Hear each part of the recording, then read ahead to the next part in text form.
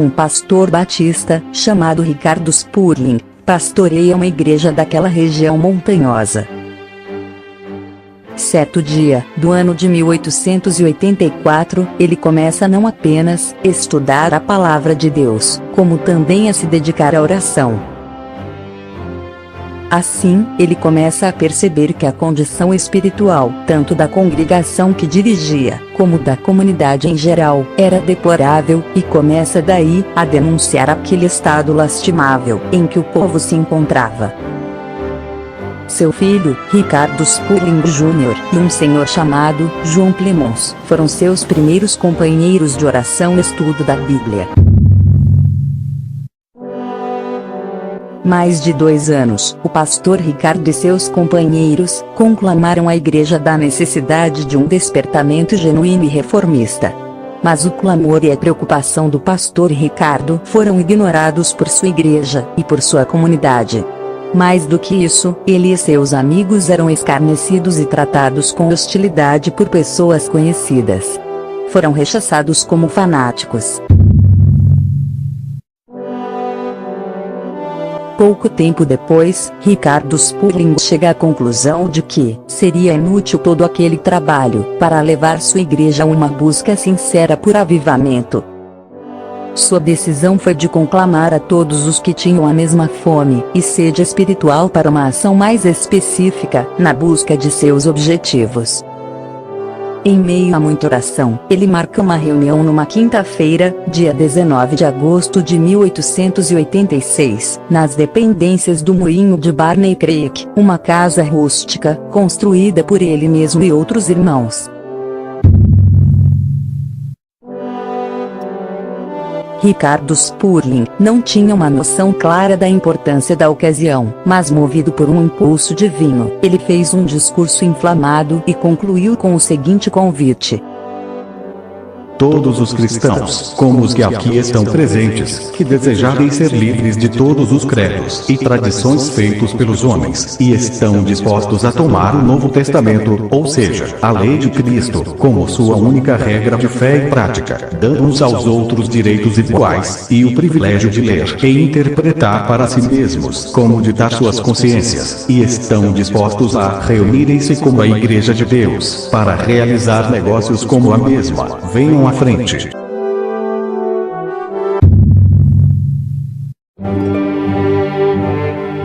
Apenas 8 pessoas foram à frente e aceitaram aquele desafio. Em seguida, foram tomadas algumas decisões importantes daquele pequeno grupo. A organização que acabava de nascer recebeu o nome de União Cristã. Novos membros poderiam ser aceitos. O pastor Ricardo Spurling ficava reconhecido como pastor, líder e moderador da União Cristã. Este grupo passou a reunir-se nas dependências do velho moinho rústico. No dia 2 de setembro de 1886, o velho pastor Ricardo, sob recomendação dos irmãos, consagrou o filho dele, Ricardo Spurling Jr., como ministro ordenado da nova igreja. Mais tarde, após a morte de seu pai, Ricardo Spurling Jr. torna-se líder do movimento e um pastor solitário na região montanhosa, entre os estados do Tennessee e da Carolina do Norte. Ricardo pregou durante 10 anos naquela região, antes que alguma coisa significativa acontecesse. Suas pregações eram, principalmente, sobre a santificação. Neste período a União Cristã permanecia orando e clamando a Deus por um avivamento. Durante suas jornadas, o pastor Spurling conheceu um pregador batista leigo, em 1892, chamado William Bryant. Esse irmão começou a dirigir reuniões de oração em sua casa, e uniu-se com o pastor Ricardo. Esta amizade duraria pelo resto de suas vidas. Influenciados pela doutrina da santidade, enfatizada pela União Cristã, 3 homens leigos, daquela vizinhança, uniram-se ao pastor Ricardo Spurling, e começaram também a pregar a mesma mensagem. Eram eles, William Martin, J. Tipton, e Milton McNair. Em suas pregações, eles expunham o lado positivo da santificação, que não era pregado por Ricardo Spurling. No município de Cherokee, na Carolina do Norte, num lugar chamado Camp Creek, um grupo de crentes começou a dirigir reuniões de oração, liderados pelo irmão William, e pastoreado por Ricardo Spurling. Alguns homens daquele grupo de oração conseguiram, junto às autoridades, um lugar emprestado para realizar as reuniões. Era um prédio escolar, típico da zona rural. As reuniões aconteciam todos os dias. Não se sabe quantos dias durou aquela campanha, mas houve grandes resultados. Pessoas vinham de perto e de longe para ouvir as pregações. Muitos testificaram ter recebido curas maravilhosas. Outros caíam de joelhos, chorando, pedindo perdão de Deus. Crentes nominais foram transformados em pessoas avivadas e consagradas a Deus. Cada noite, a escola ficava lotada por pessoas famintas da doutrina da santidade. A notícia corria entre os habitantes das montanhas, e eles chegavam de todos os lados. A expectativa do que ia acontecer na próxima reunião era maior a cada dia. Foi notado que numa fervente reunião de oração, no grupo escolar, pessoas ficaram num estado de êxtase, falando em línguas estranhas. Posteriormente, num estudo minucioso da Bíblia, mostrou ao grupo que aquilo era idêntico ao que ocorrera aos discípulos no dia de Pentecostes. Assim eles concluíram que não havia dúvida, um novo derramamento do Espírito Santo havia acontecido. A notícia se espalhou rapidamente por toda aquela região. Pessoas deixaram o trabalho ao meio-dia. Outras não ordenharam as vacas. Outras pararam os bois que aravam a terra e foram a Camp Creek. Ricardo Spurling, que não estava presente, ouviu a notícia e foi apressadamente verificar o que estava acontecendo com o seu rebanho. Ao chegar, ele foi um dos primeiros a receber a experiência de falar em línguas estranhas. Ricardo e William trabalhavam juntos e nessa época já havia 130 pessoas fiéis que se identificavam com o movimento.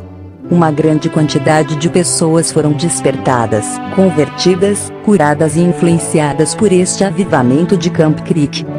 Alguns anos mais tarde, em uma reunião realizada no dia 15 de maio de 1902, o nome União Cristã foi mudado para a Igreja da Santidade de Camp Creek, designando o local onde se localizava a igreja. A partir de então, a Igreja da Santidade passa a ter uma consciência de que era uma denominação independente. Entre 1902 a 1905, foi o período em que a igreja se solidificou, cresceu em número e estabeleceu os princípios básicos de sua doutrina pentecostal. O batismo no Espírito Santo, falar em outras línguas, a cura divina, viver em santidade, os dons espirituais, o Novo Testamento como regra de fé e prática, são termos que surgiram naquela época na Igreja da Santidade, e até os dias atuais, são básicos na doutrina dessa igreja. No dia 11 de janeiro de 1907, o nome da organização foi mudado, de Igreja da Santidade para Igreja de Deus.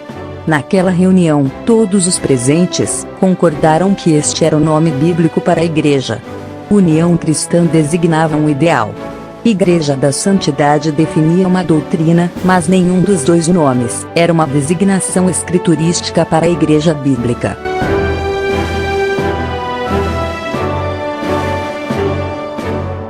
Grandes vitórias, bênçãos e conquistas da Igreja foram alcançadas sob fortes perseguições, confrontos, lutas e todo tipo de dificuldades, mas, em momento algum, os seus pioneiros, homens de fé, desanimaram. Manteram-se firmes na trajetória de uma vida consagrada a Deus e à sua obra, levada à santidade, e uma busca incansável na palavra de Deus, de uma fé compromissada com o Evangelho de Jesus Cristo. Nascida pelo renovo do Espírito Santo, a Igreja de Deus não apenas levou aos quatro cantos daquela nação a mensagem pentecostal, mas também aos quatro cantos do planeta. Isso nos leva a crer que a força e a unção de Deus é a razão pela qual a Igreja tem obtido êxito até os dias de hoje. Mais de um século se passou, e aquelas palavras desafiadoras de Ricardo Spurgeon, conclamando a todos para uma vida de santidade, permeada por fé e prática, continua ecoando pelo tempo e espaço, pois não são palavras próprias daquele velho pregador, e sim da sempre atual e transformadora Palavra de Deus.